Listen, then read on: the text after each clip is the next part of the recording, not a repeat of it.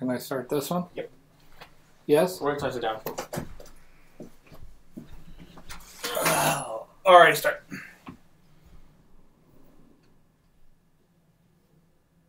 Intro, song. Intro, song. Hey, everybody. Hi. It's Desmond. And Rich. And we're your hosts for the Geek Chat.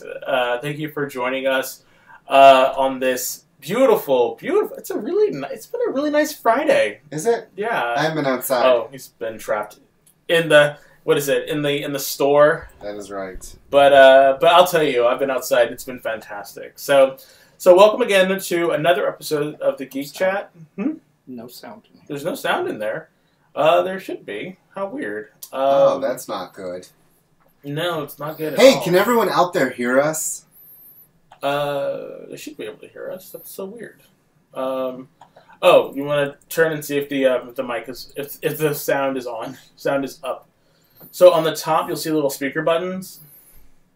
No, in the keyboard section there. You see on the far right, there should be little sounds. Can you hear us now? No? How weird that there's no audio coming in. Wes here. liked us. And we have one comment from Roger. Okay. Well, hold on real quick. Let me check and see. We're also streaming on YouTube. So I'm just He can hear us. Roger can hear us. On YouTube or on... On the Facebook. Well, the Facebook is fine. Facebook works. So let me see if I can get something going on the YouTube. One moment. Because these people want to hear us talk. Well, go ahead and talk. All right. So today we're going to do a special eccentric, excellent, extra special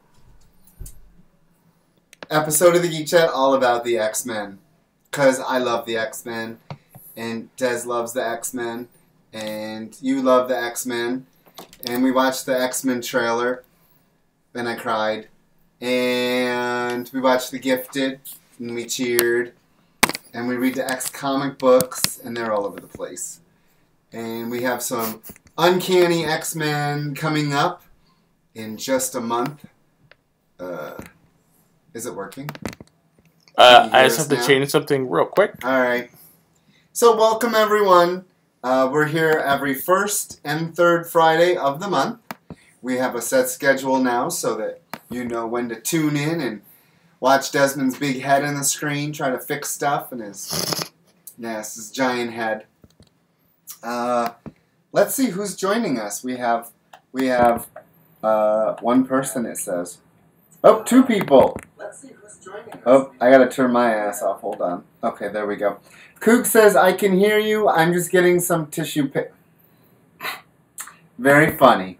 Very, very funny. So I hope everyone has watched the trailer for X-Men Dark Phoenix, even though they don't call it X-Men anymore. It's just Dark Phoenix, because the dude in charge...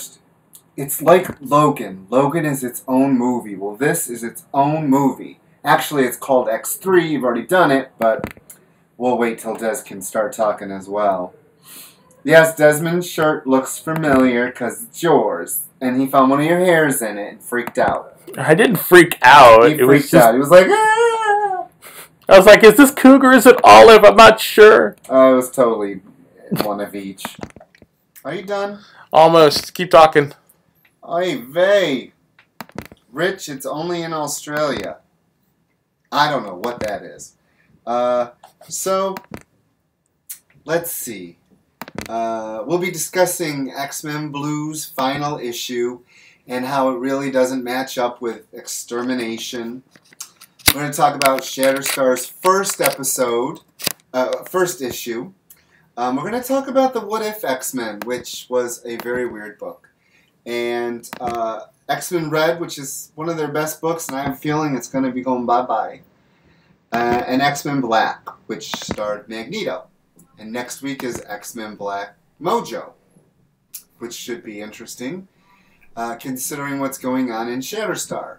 And how, for a shared universe that Marvel always has been, nothing feels shared right now. And it's ticking off some of my customers. So if you can't get it to work, then forget it. I'll get it. I swear. Come on. All right. Come on. Play with it later. You sure? Play with it later. All right, fine. So we'll have, maybe let's put an audio on it later. That's right. Come, we must chat. People don't want to see your big head in the thing. Okay. Now you talk while I share. Are you sharing stuff now? Okay, I'm so trying. like he was saying, we're going to talk about the new movies that are, well, the new movie that is coming out, which is Dark Phoenix. We're going to speculate on if, what? We're going to speculate on if, It's basically... No. If the new Mutants is going to come out or not. I've got sound. Oh, cool. Oh, great. So we have sound now on YouTube. So, yay!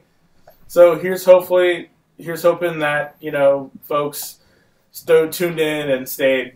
So, again, this is our first ever doing it on YouTube.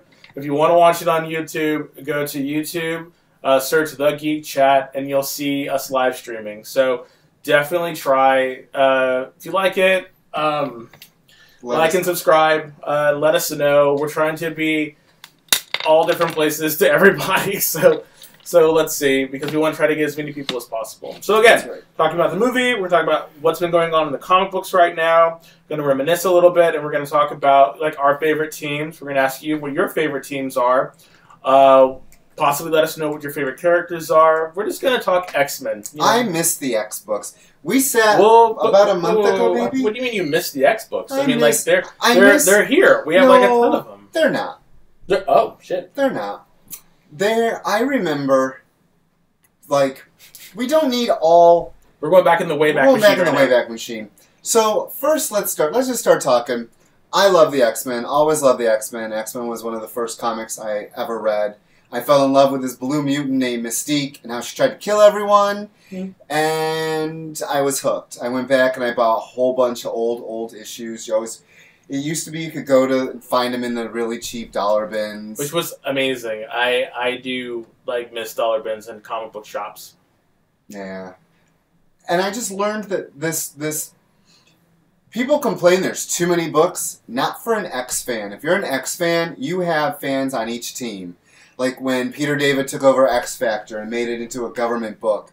And it was fun and new. It felt new.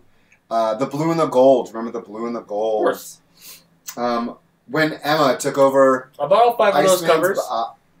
I bought... Oh, when they were doing the Magneto? Yep, I bought all 5 of those covers. I still have them. They're in a box in our garage or some shit like that. X-Force with all the different... Each one had a different card. I bought all them. Bought all of them too. I remember, I'll never forget. I think I told this story before, but I'll never forget actually getting up and riding the bus over with some friends of mine over to Sierra Comics in Fresno, and being there, we're right on the open, so we can get. And the funny thing about it is, I have no idea how I knew any of this shit was coming out.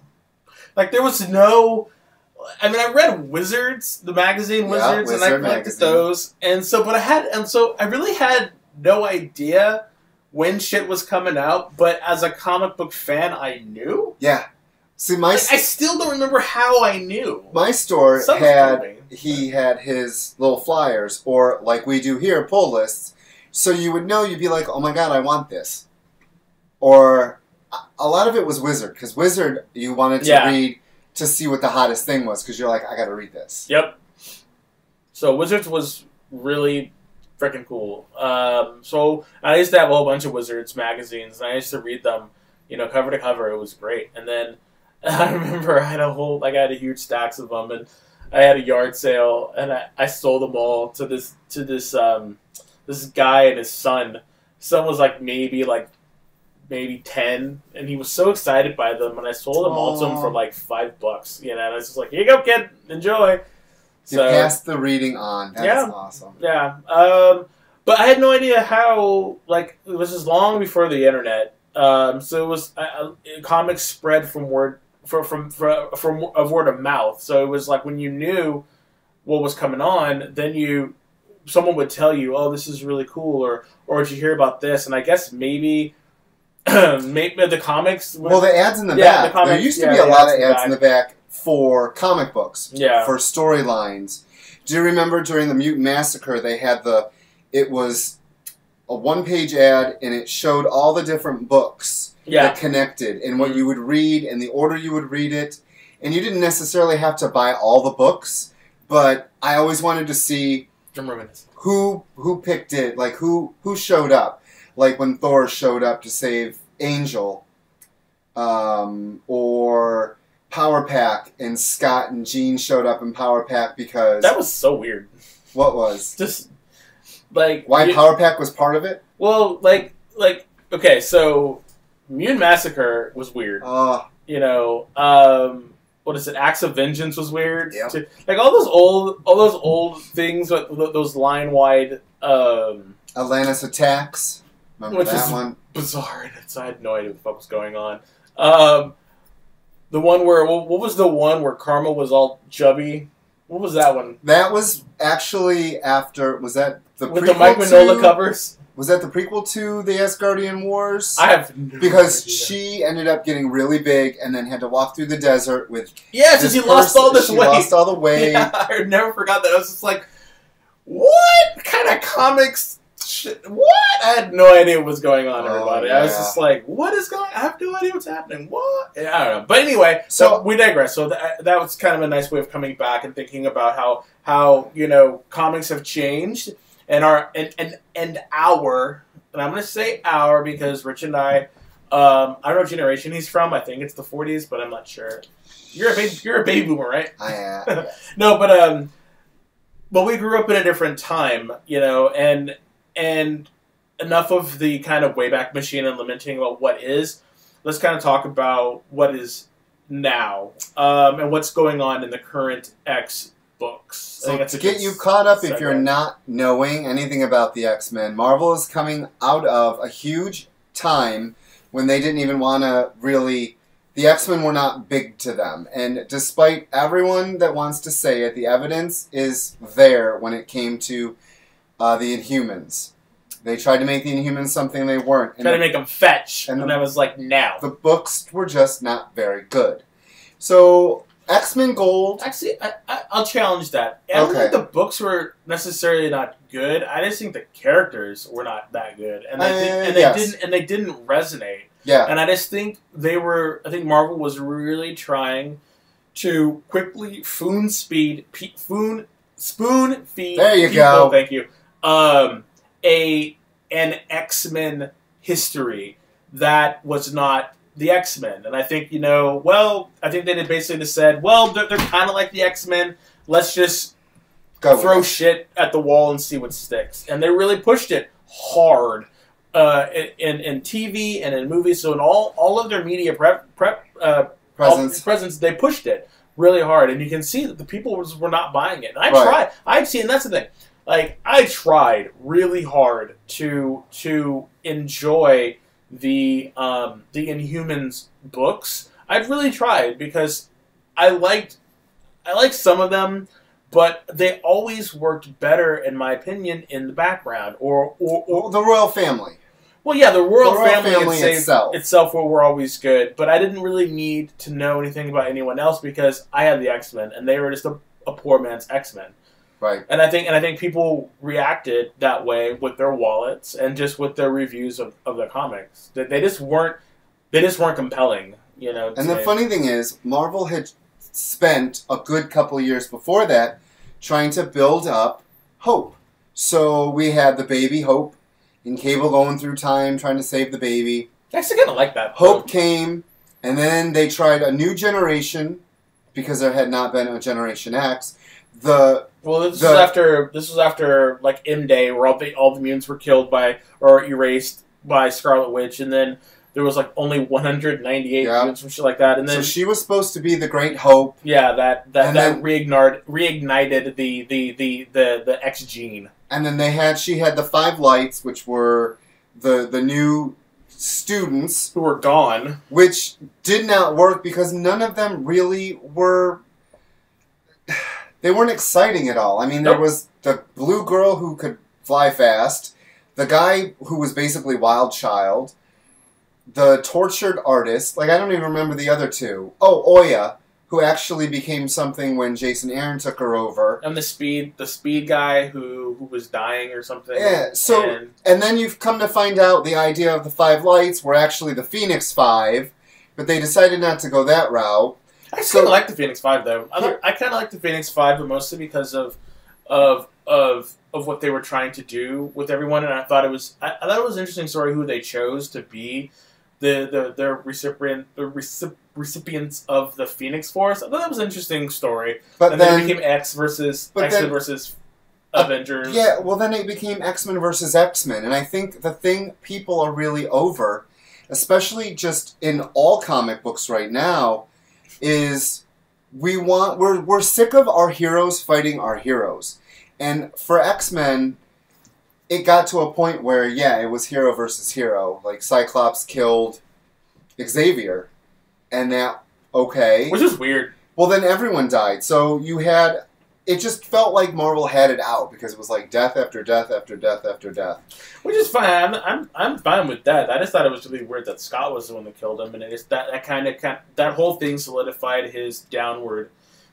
Or the pseudo assassination of his character, and there's been a lot of that. Mm-hmm. So Hope disappeared because that. Okay, well we're done with that. We're bringing in the Inhumans. Hope disappears.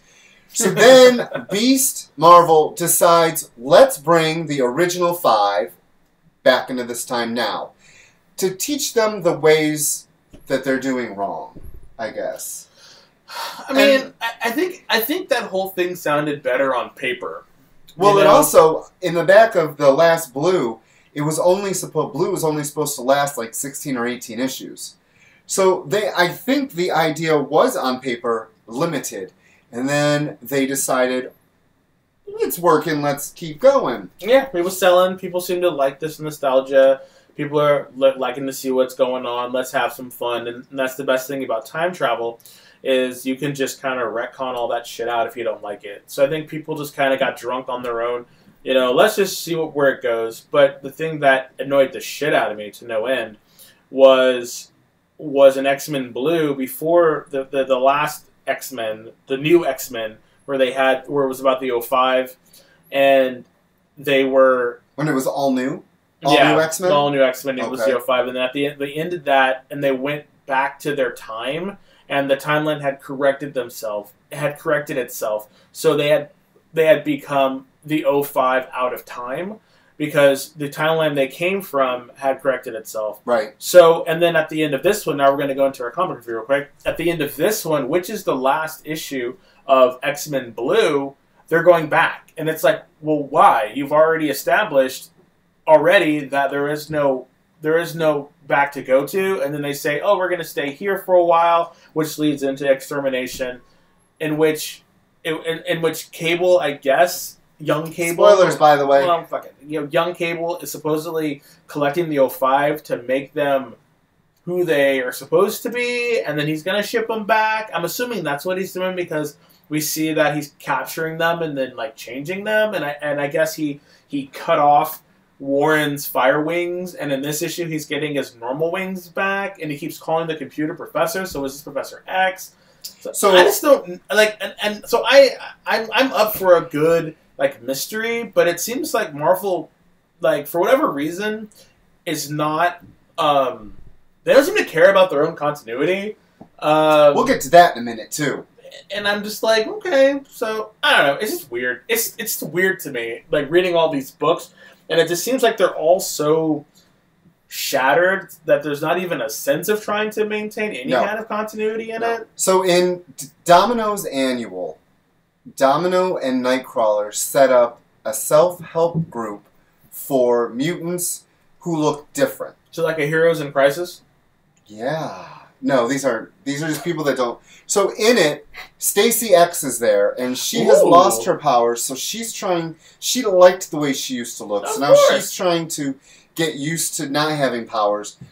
Beak is in it. Hold on. So, I thought a lot of those people started to get their mutations back after. So again, they're not really sure what's going on. Because in X-Men Blue, in one of the panels, it shows Beak as a bird again. Yeah. Beak had lost his powers. Him and Angel were now totally looking humans, and they started the New Warriors or whatever. Yeah, that. I remember that. I read those issues. Now I guess Beak is back to being Beak because he's Beak as the bird in the Domino, and Thumbelina was in it, which I always liked her. She was part of the Mutant Liberation. Yeah, I remember.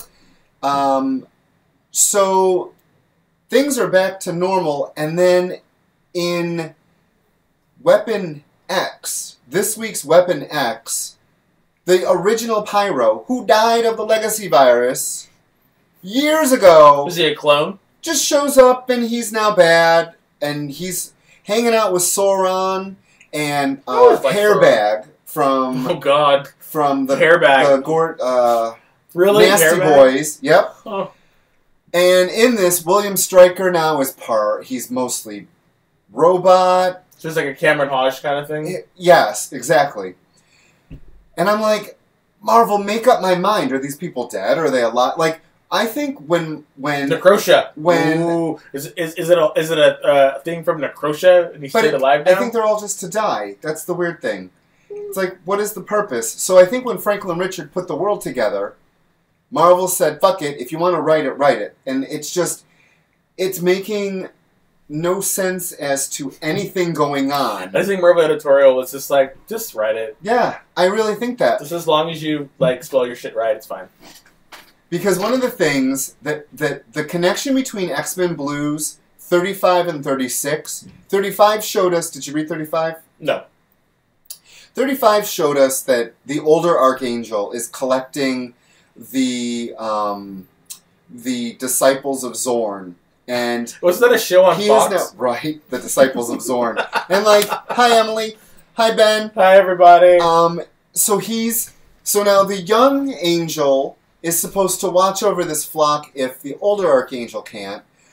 But it makes no sense 2 issues later. Reading the X-Men, I can't wait until the new Uncanny starts. I hope it just sets shit right. Because you have no sense of direction. In X-Men Red, you've got Namor being one of the allies of the X-Men. But then over in Avengers, you've got him attacking the Avengers. Namor. I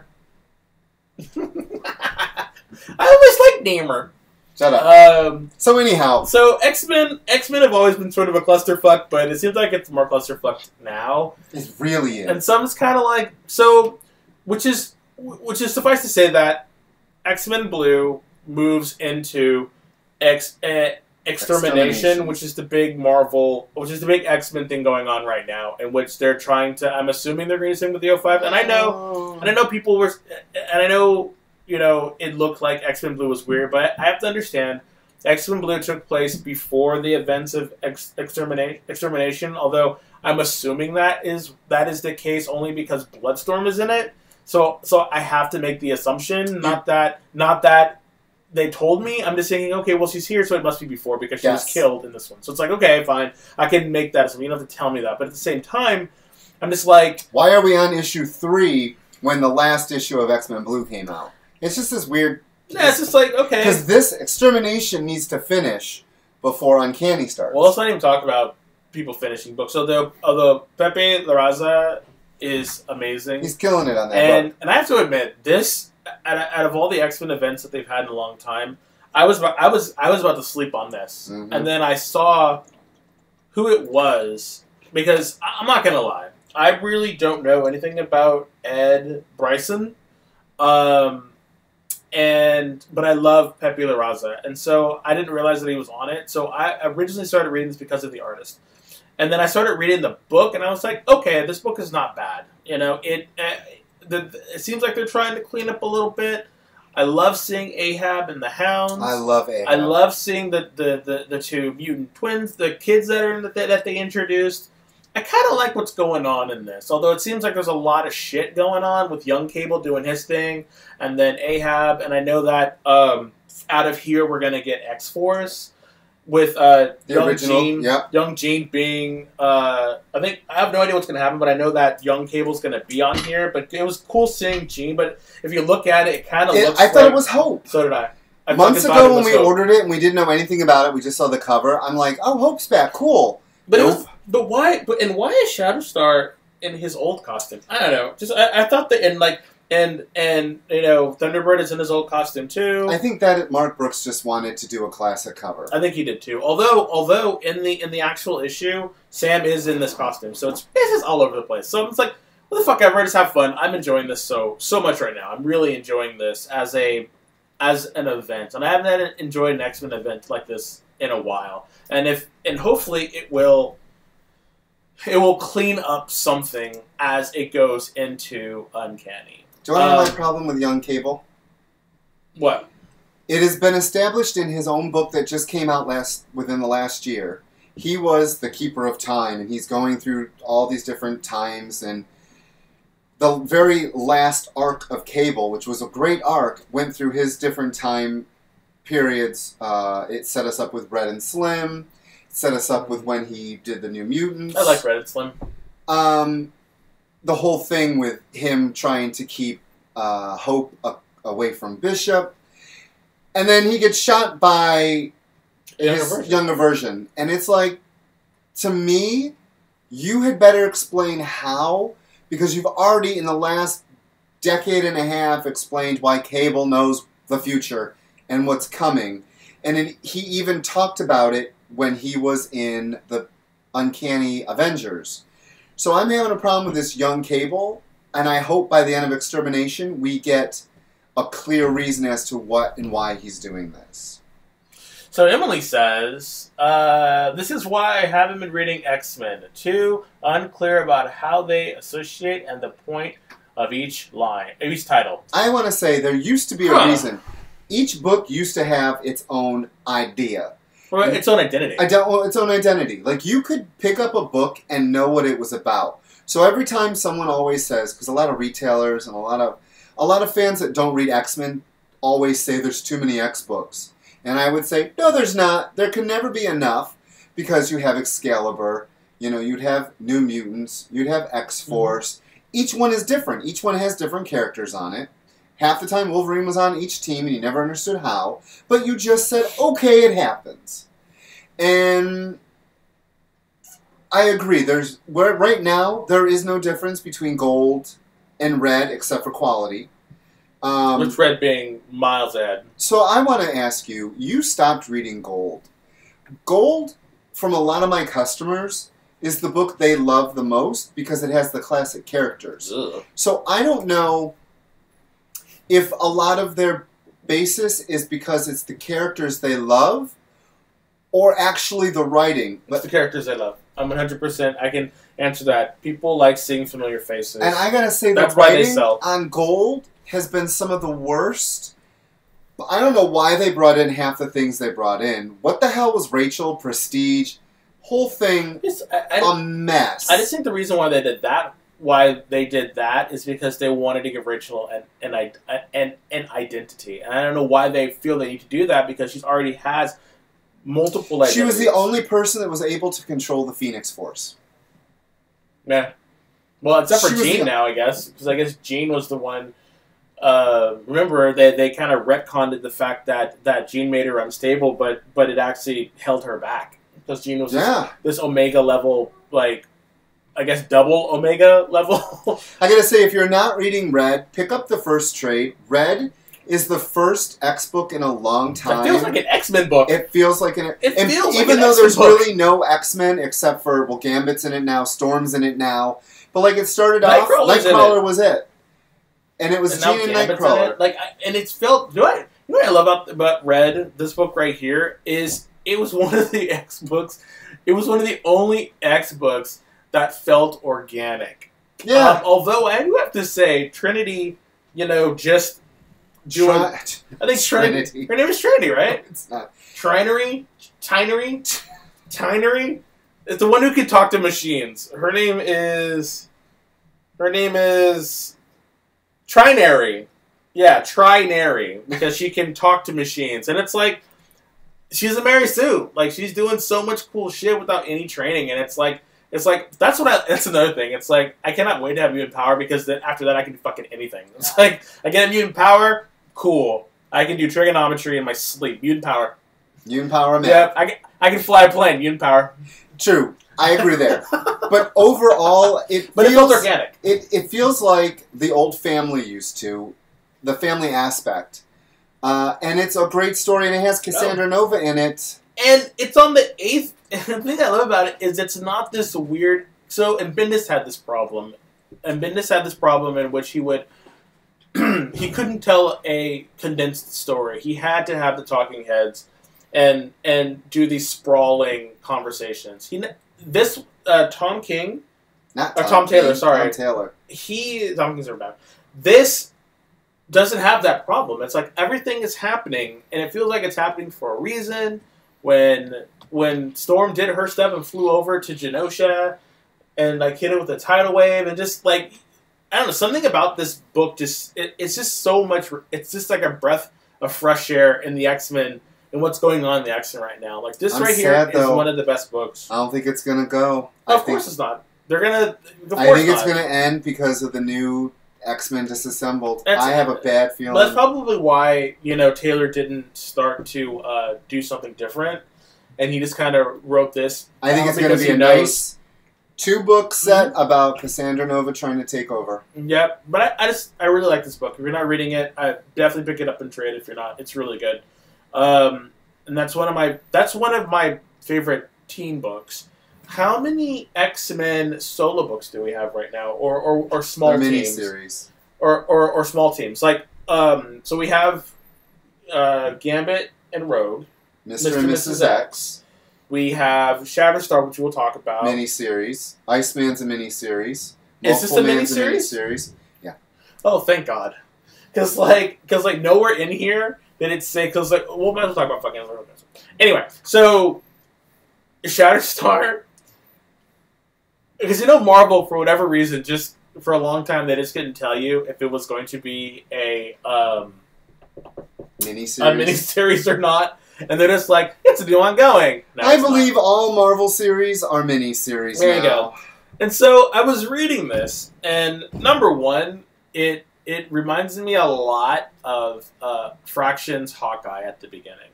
And I thought, oh shit, we're getting a mutant version of that book. And I was like, it's been done. Let's see what's going on. Because Shatterstar has his own life. He has an apartment building.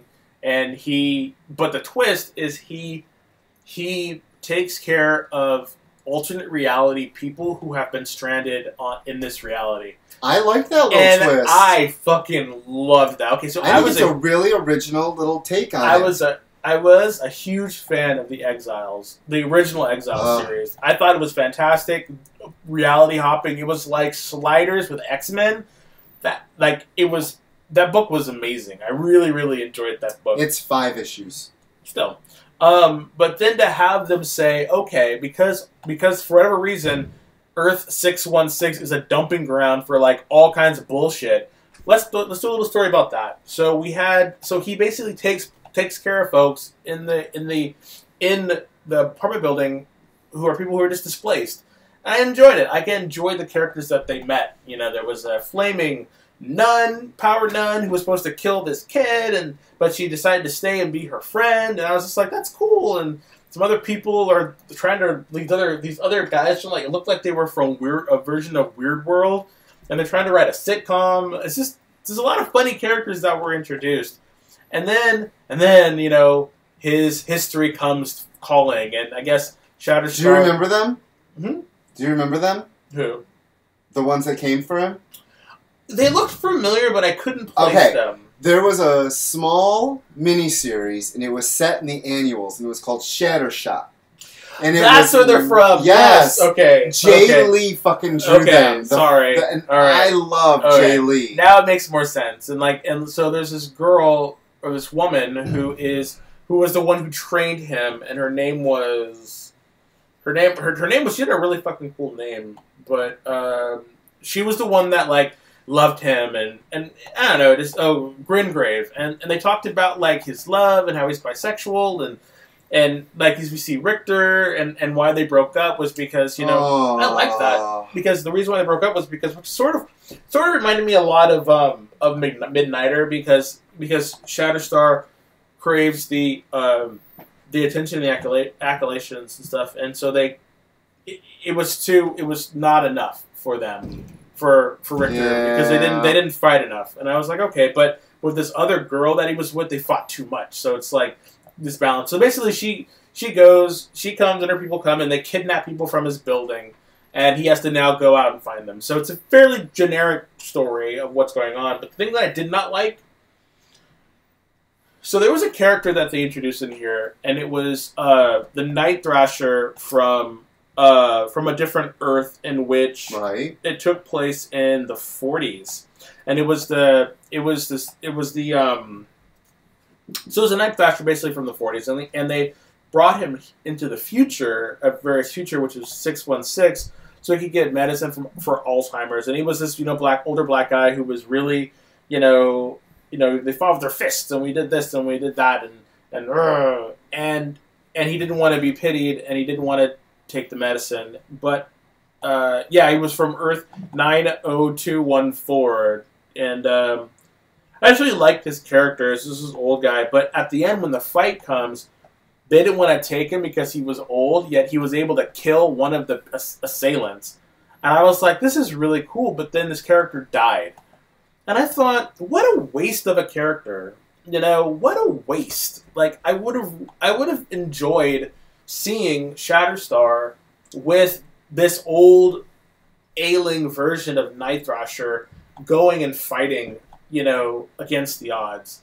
And it just speaks to the fact that we, and this is going to get on my soapbox a little bit, we don't really have older characters, that do anything like stuff like that. It's like why can't we get some kind of gray-haired folks, coming out there and fighting and geriatric superheroes or something. I just think there's some geriatric superheroes or something. I don't know. I just thought it was a wasted character because his little 2 pages that he had there was just so much life there in his character that could have been explored. So that was the one thing about the book that he's also a backup character. But again, I think it would be cool because they didn't bring him because he was old, yet he was able to kill one of them. Right. He got a good lick in before he died. He killed one of the assailants, and I'm like, okay, this is a badass. Let's see him do more badass stuff.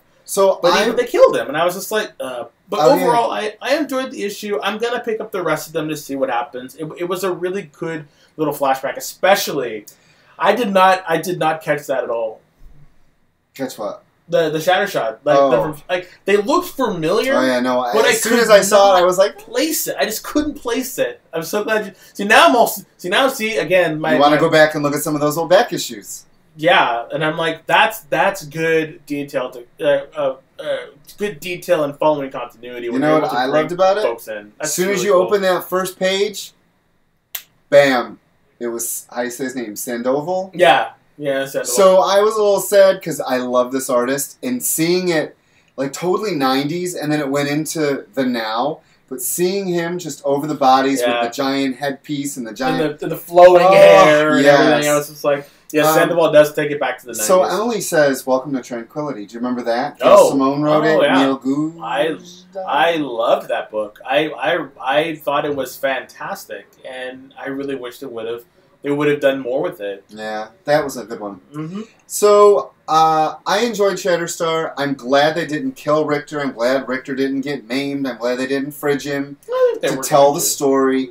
I'm glad that we saw him and they just fridged the old black man. They looked at each other and they kind of... Yes, they explained what happened. I was happy. I was sad, but happy. Honestly, I didn't think that I was going to like the Shatterstar. I was like, And then, of course, I thought it was an ongoing series, so I was just like... Nope, in and out. What the fuck, Marvel? And then I read it, and I was like, this reads so much like a trade. Why are they... Or miniseries, why are they doing this? So, it's the fact that, as a longtime reader, even I was able to suss out that this is better as a miniseries than it was a miniseries. I was like, okay, well, no wonder. Remember when they used to do a lot of miniseries? Marvel loved its miniseries. I wish they fucking went back to doing that, because then they would be a lot more honest with it. That's what I mean. Like you have direct sales, to bookstores. Do a fucking minute. It's not going to kill you to do a mini series, see how much it sells, and then if it sells well, bring those characters back and do another one or do a series like that instead of just throwing shit against the windows, against the walls and stuff. Like that's what I liked about it. You could, in the olden days, they would do a mini series of a new character, and then or a character that had maybe Wolverine in it because you got to fucking put Wolverine in everything. Gambit and Wolverine. But you could read something, and if it did well and you liked the character, then you could, follow that character, or the character would come back and do more. Do you remember when they first introduced Generation X? Oh, and yeah. it was within the Phalanx Covenant? That was so bizarre. Where it was Emma. So you had Emma in the mansion That was so bizarre. Banshee, right? Yeah, Sean. Yeah. That's his name. And they had these young mutants. And it was so crazy that they came together. And I just remember it was Joe Mad's art. And M was sitting there just staring. And that's when you learned about, she wasn't really M. And that transitioned into Generation X. And Generation X was Bacalo. I was blown away. Yeah. Talk about art. The 90s might have had a ton of bad art, but on the X books, it had a ton of great art. It really did. And I just remember reading Generation X going, oh my god, what these characters, like, this is introducing the next generation to a bunch of cool, not all of them made it, like Mondo really didn't go anywhere. Poor Mondo. And poor Husk now, but like, they introduced characters and you cared. And the reason I'm saying it is because in the new upcoming Disassembled Uncanny, they're going to be graduating some of the younger students now up into X-Men level. So like we're going to get like Bling in them? Glob is going to be one of them they're bringing. Which is good. I saw Glob a lot. Well, yeah. So that was good. in Morrison's run. But they were when they had an attack on the mansion, of course, you got to see some of the kids. So I like that they're saying, some of the kids are going to be in this. Yeah, I like that. I like that they're trying to bring new blood into it because it can't be all about the old blood, even though Gold sold, but the story wasn't there. Speaking about old blood, can you tell me what X-Men Black is about? Oh my god. No idea. X-Men Black, okay. Because I know they're each individual stories about certain people. Here is Rich's honest review of X-Men Black. Well, the first one, which was Magneto. I love Magneto. This artist drew him like a 90-year-old man. Which is great. Which is not great.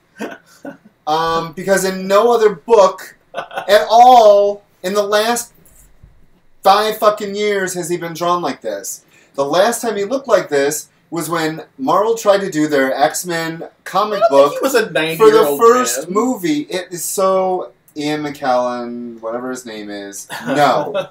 We've moved on. It is now Hottie McFastbender, whatever his damn name is. You did not need to draw him like a 90-year-old man. I thought it was horrible. age appropriate. It was horrible. Horrible. So well, the whole no. But even in the beginning, when of course he's talking to people, and then he's talking to this little black girl, and these people are talking about, of course, Muty stuff is going on, Muty this, Muty that, Muty center, and these guys are like, of course, gonna say like, you a Muty lover or some shit like that, and then he's like, how old are you? And she's like, you've been in the concentration camp, stop it, he's been, and they're like, wow, you don't look you don't look pretty good if you're over 70. And he's just like, good genes. And I thought to myself, then the art didn't reflect it. I mean, you got the hilarious cover. You've got J. Scott Campbell's cover making him look hot, and then you turn on the inside and it's geriatric porn. So this right here, y'all. This right here. This is a 70-year-old man right here. In comics. This right here is a 70-year-old man in comics. The story, on the other hand, is setting up Magneto's ruthlessness, which I'm a little sad about. It's setting up the humans' fight now against mutants, which is cool. I did not care for the art, and that is one thing. There's some comic books from Marvel and DC Oh my god, I don't know what they're doing with the art. I really don't. We see better art on DeviantArt. What is that site called? That people... Is it DeviantArt? Hire some of these people. I don't know where you find some of your artists.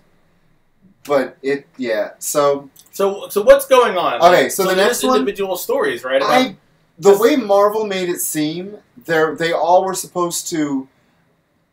In a very light way tie into what the X-Men are going to be facing in the upcoming months. Oh, okay, because in this one, Magneto recreated Asteroid M, and he was creating a sanctuary, most likely in space. And that's the thing about X-Men Blue. Okay, so we got Marrow, who was one of my favorite characters, now is going to be part of his acolytes. I'm assuming. Because you saw that, right? Yeah. So he's got his Brotherhood back.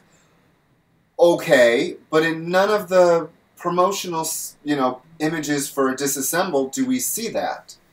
So is it going to be? Is this story going to be for next year when Uncanny launches in January? Well, I don't know. I think my honest to God thought is each one of these people that they're going to showcase. So the next one is Mojo. Then it's Mystique. Calm down. Then we have Juggernaut, and we have Emma Frost. So these are the ones who are going to be the villains that they're going to be facing? I don't understand. Now, in Shatterstar, I was really disappointed to see Mojo wasn't the villain. We got to have the fucking Grandmaster in every goddamn thing now that he's in the movies. I know, exactly. I was like, why is Grandmaster at Mojo World? It made no sense. I didn't get that. Yeah. Like, I was like, it should be Mojo or Major Domo or somebody. So over in Weapon X, you've got Mystique, who now Weapon X is about hired for money, so she's back to wanting money. You've got Emma, who has been... Her character was I have no idea completely mutilated by Marvel. No idea what's going on with Emma. So hopefully this new book will tell us something, because last I knew she tried to join Miss Sinister and all them to create Mother Vine to take over mutants. Marvel, I don't understand what you're doing. You brought in a concept from the Ultimate Universe, which is Mother Vine.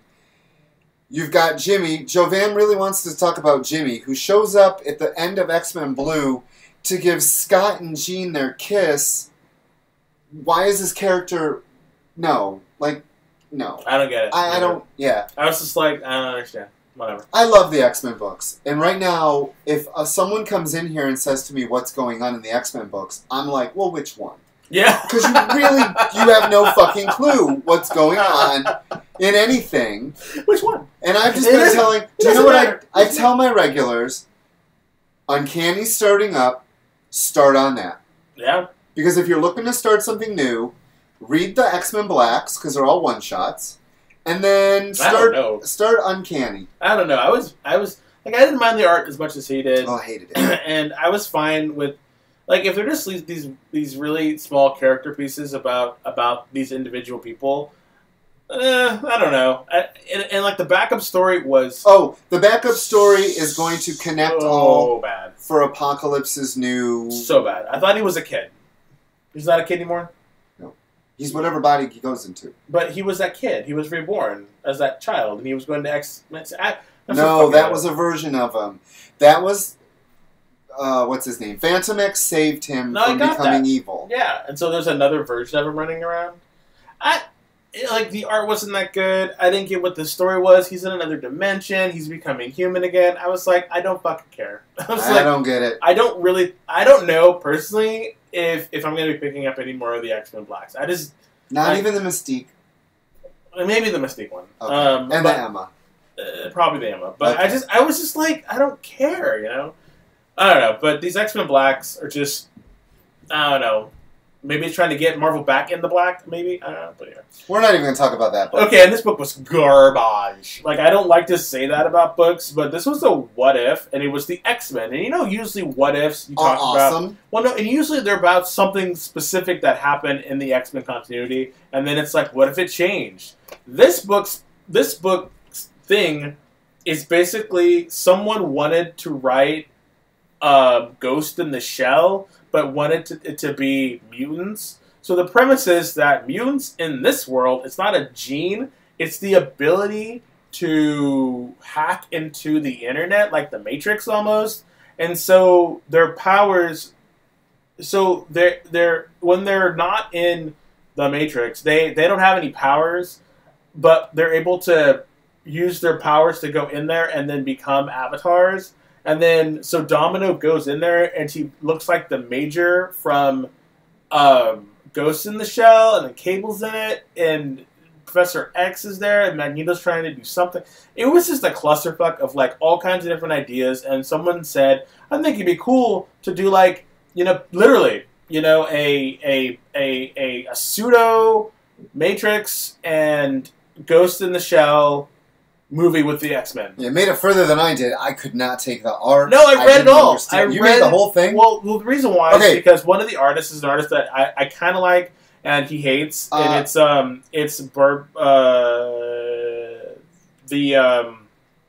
this Genis guy. And so his art was this pseudo.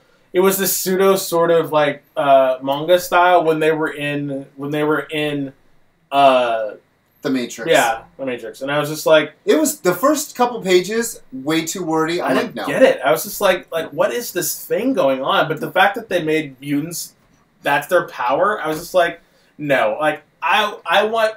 Again, and this is me being an old man maybe, but I was hoping, why don't you say... A better story would have been, what if Hope fucking died, and then her light didn't do anything, or something like that. That would have been better. Or what if Xavier didn't die?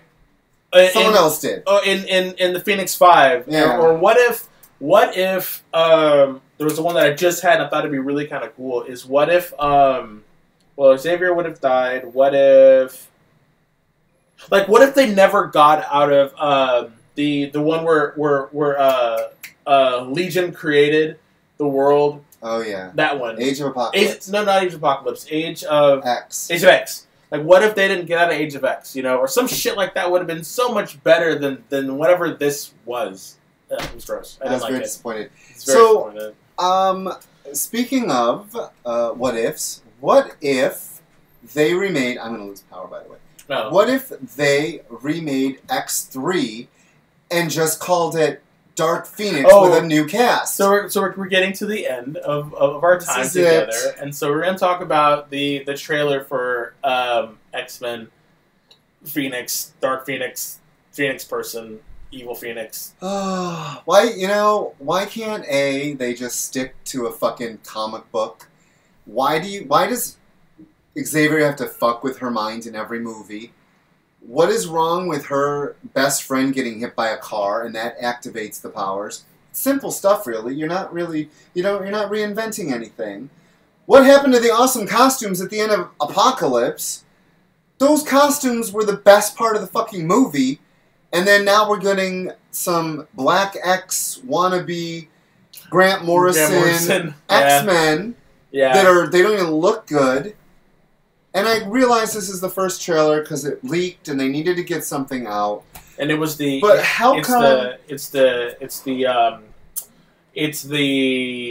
story trailer, not the WoW trailer. Well, the story trailer, okay, in X3 she goes to Magneto. In Dark Phoenix she goes to Magneto. Jennifer Lawrence, I realize you don't like the makeup, but you fucking signed on for the role.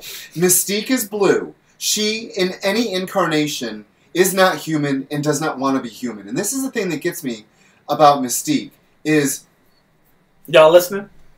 For her to be wanting to be human, in the last film, pretty sure she was the one that went, Hank, be proud of who you are. Yes, she was. Be blue. And then in this, because the bitch doesn't want to wear makeup, she's running around in her Jennifer Lawrence face? No. No. I have a huge problem. So it was bad enough that in the first set of films, she fucking sacrificed herself, which the real Mystique would never do, for Magneto to take the cure. No. Remember she got shot? Yeah, fuck that shit. So this trailer did nothing but piss me off. Because did you not learn anything from the terrible X3? I swear it was just X3 Dark Phoenix. Yeah, repackaged with the new cast, not the old cast. Well, at least she has fire. Like, she has the fire around her. So my friend Don, who you've heard on here before, but he won't show his face, he hopes that we get some actual That is the oh wow trailer. So Because in Gifted, I love it when Polaris uses her power because you see a little green aura around her hand. And that to me is a comic book. her weird like, it's like unlocking the door. Yeah. So now that's a fucking great show. So real quick, let's just wrap that up for the Phoenix thing. I'm pissed. I can't wait to see the next trailer. I'm disappointed in that they're doing nothing original and sticking with what worked for them in X3.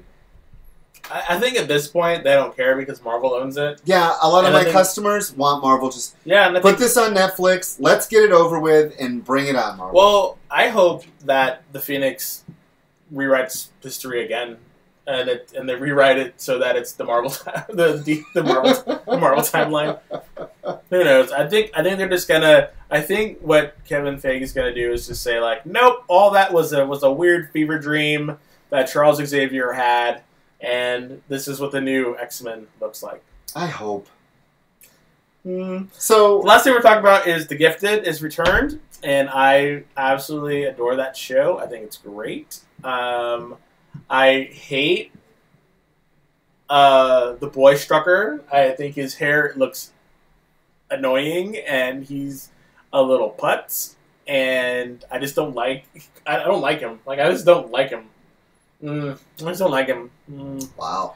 And for some reason, there's something about his character. He is such a wimp. And just, he's all wishy-washy and and I can't do it. My sister, man. I was like, no, stop it. You're Von Strucker, damn it. Nothing like that. It's cool that the dad's getting his powers back. It seems to be a weird disintegrating touch. Paul's all like, it's fire! And I'm like, nah, that's more like a disintegration touch because he was touching stuff and making walls, burning shit off. And I was like, oh, that's sad.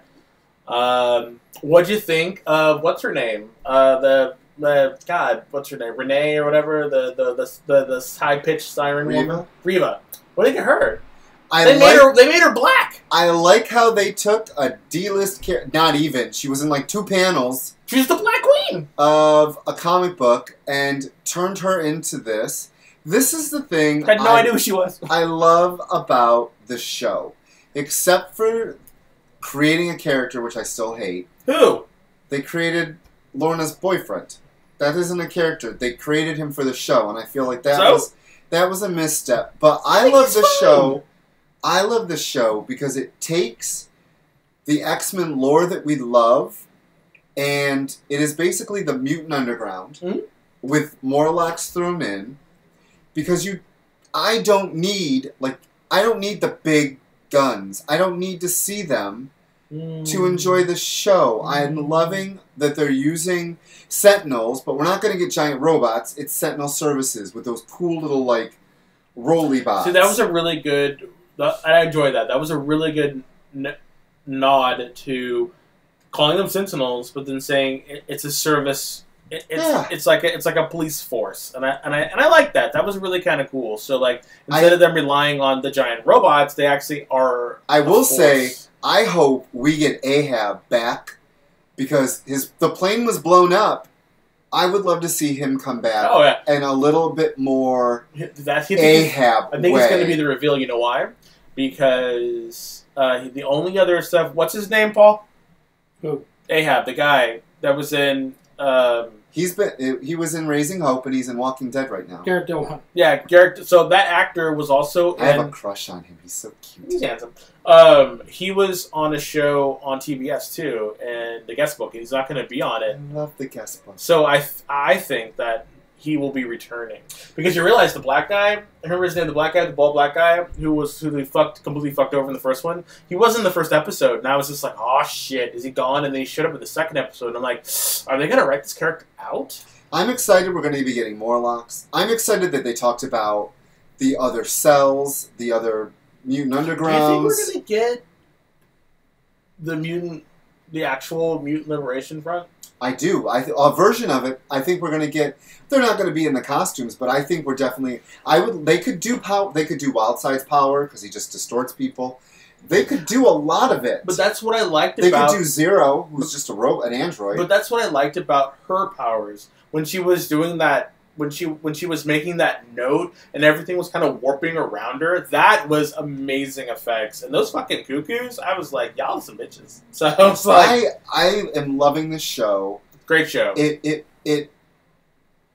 takes the world I love and puts it on TV so that it isn't one giant movie. How can I put this? You don't need the special effects to have this movie or to have the show. It really is character driven, and yes, a lot of the characters. I love Sage. I love the fact that she's in it, but not. I do wish she'd have the little tattoos. That would be cool. I didn't like her turning into like villainous sort of.